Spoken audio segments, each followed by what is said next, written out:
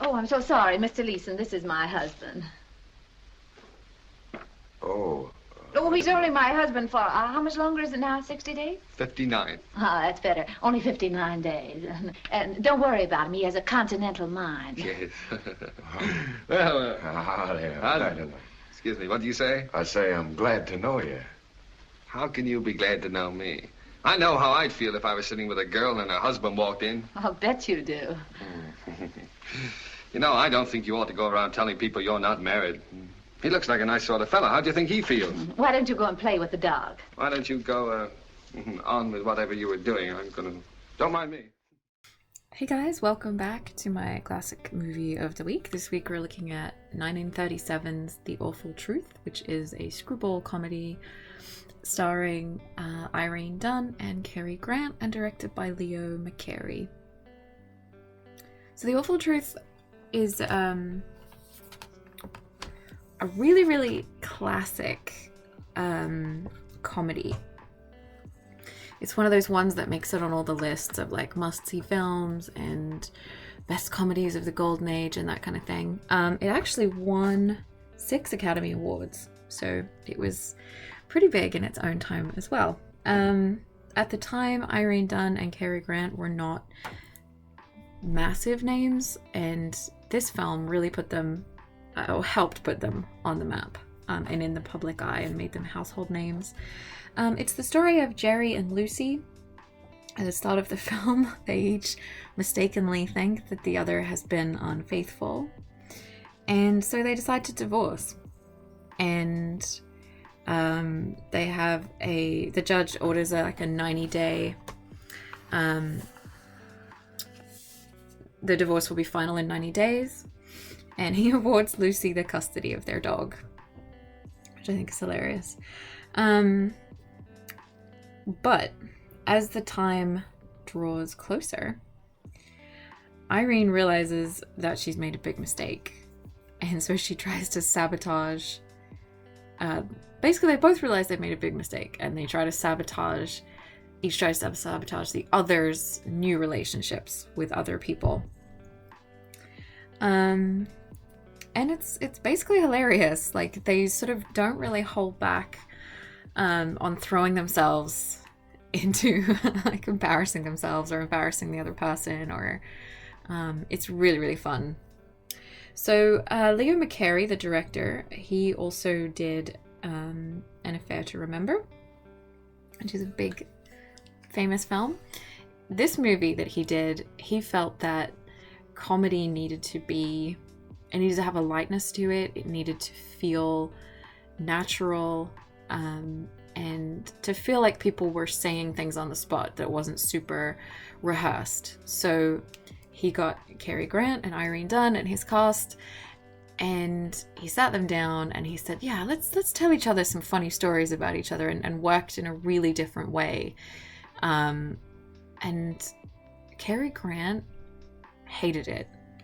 Irene Dunne is reported to have burst into tears like a bunch of times, because they came from like a factory type system where films were churned out. This film only took 6 weeks to make.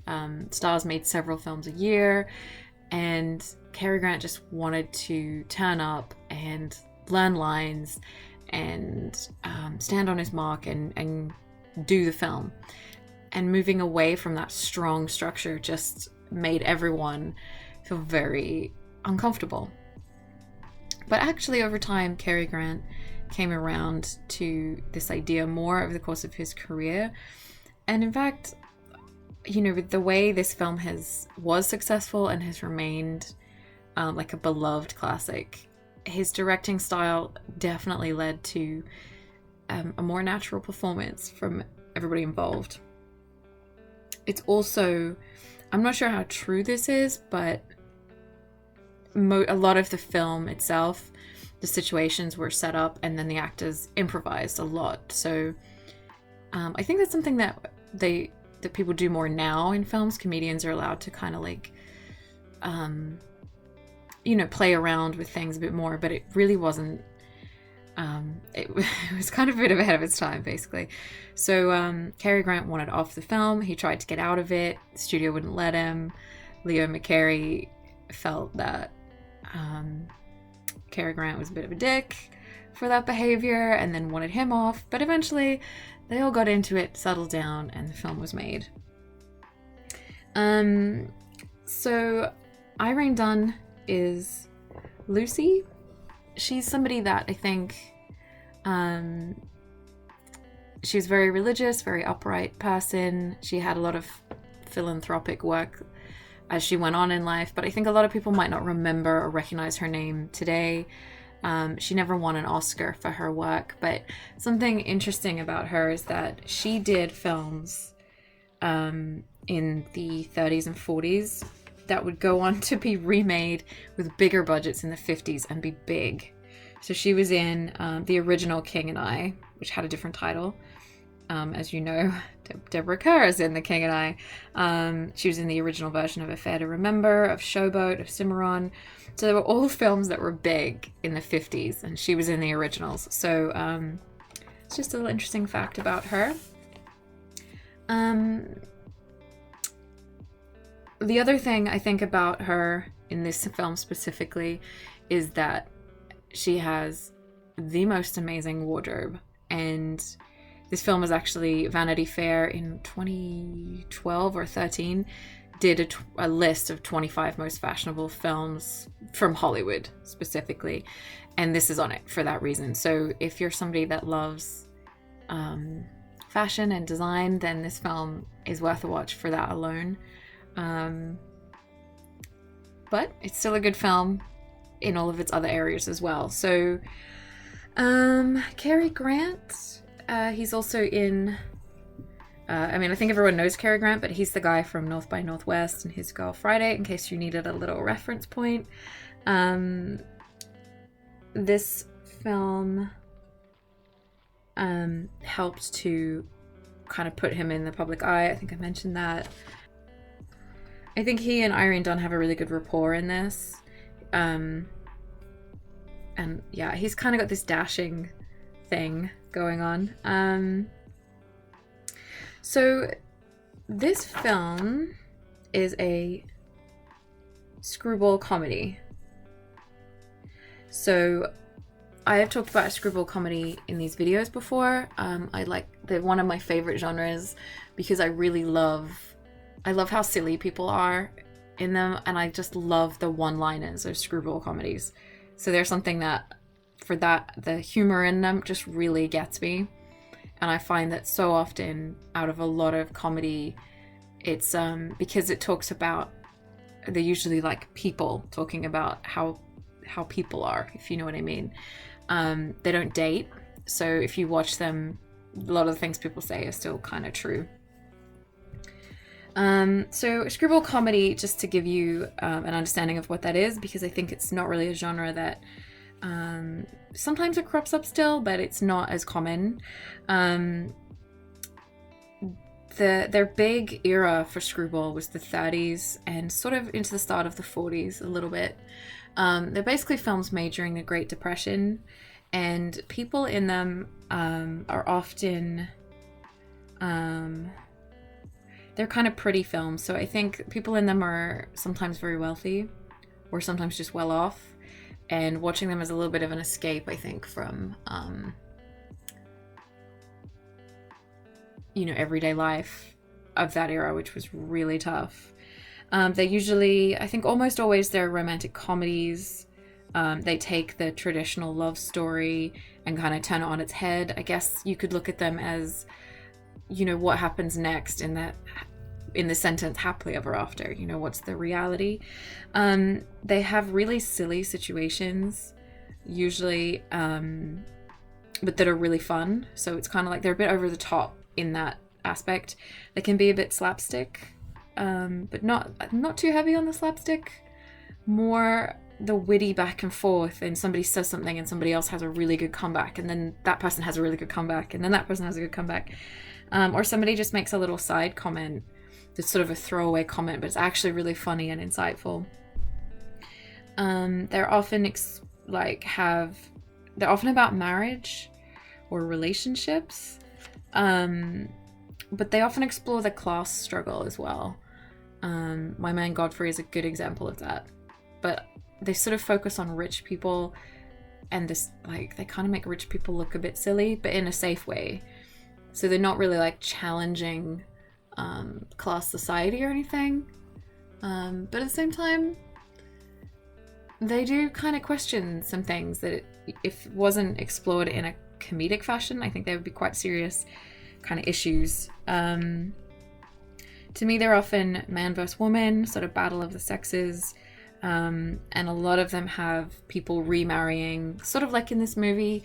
They don't actually divorce, but they're planning on marrying other people, and yeah. Their comedy during the Great Depression was, I think, really important for people, and some really great comedies come from this era. You just think it's almost 100 years ago, but a lot of the comedy from that time really helped people get through dark times. I don't know if this fact is true, but it's generally considered true that during the Great Depression, a lot of industries collapsed, but the film industry managed to stay afloat because people needed to see films and to see happily ever afters and comedies and singing and dancing to kind of bring a little joy back in people's lives. So people would not have money for other things, but they would sometimes find a way to go to the cinema still and have that escapism. So so this film specifically, The Awful Truth, it's based on a play, but there are actually two earlier versions of this film from 1925, which is a silent one, and 1929. So if you do try and look up this film, make sure you get the 1937 one. It'll probably be the first one that comes up anyway, but it is just interesting that there's a lot of films in Hollywood that seem to go in a cycle and get remade and remade.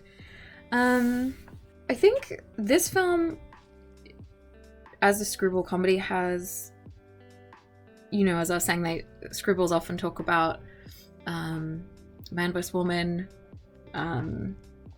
poverty versus wealth type of things. This one also has like a northern states versus southern states thing going on as well, which is quite funny. And I think that the stereotypes of those two are pretty much the same now as they were back then, so it's quite funny. Irene Dunne's Lucy, her love interest is Daniel. He is played by Ralph Bellamy, and he's also in His Girl Friday with Cary Grant. But little fun fact, he is Randolph Duke in Trading Places, and I think he's in Pretty Woman as well. So he's somebody that had a really long career. It's just a fun little fact.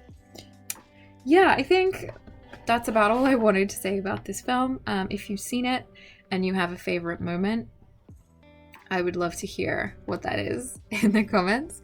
If you have a favorite outfit of Irene Dunne or a favorite one-liner, I would love to know. I think I feel like sometimes with comedies I almost have like less to say about them, but I do enjoy them a lot more than some other genres. So I highly recommend this one, which I guess it kind of sounds redundant saying like a film that won 6 Academy Awards and is a major classic. Like, I recommend it because that seems like a no-brainer, but I do think I think screwball comedies really stand the test of time well. And yeah, I guess I kind of wish they still made them. I feel like I think I said this in the previous one as well. I feel like it's such a good, the Great Depression and people escaping into movies and movies being informative and insightful, but also just being a way of poking fun at some of the big scary things in life, really cuts them down to size and makes them less scary. And I feel like maybe that's something we need a little in our lives now. Maybe. Yeah, so that is The Awful Truth. Oh, the title just comes from the fact that the awful truth in this movie is that they actually are both still in love with each other. And neither wants to admit it. They just want to spoil the other one's life. So yeah, definitely check it out, and hopefully I will have a little chat to you guys in the comments. As always, just remember, I can't cover everything in a short little video like this, so if there's any facts you want to add, or if something I said, you want to add something to something I said, or then that's the place to do it. And I'll see you. Well, I won't see you. It's a video, but see you next Thursday.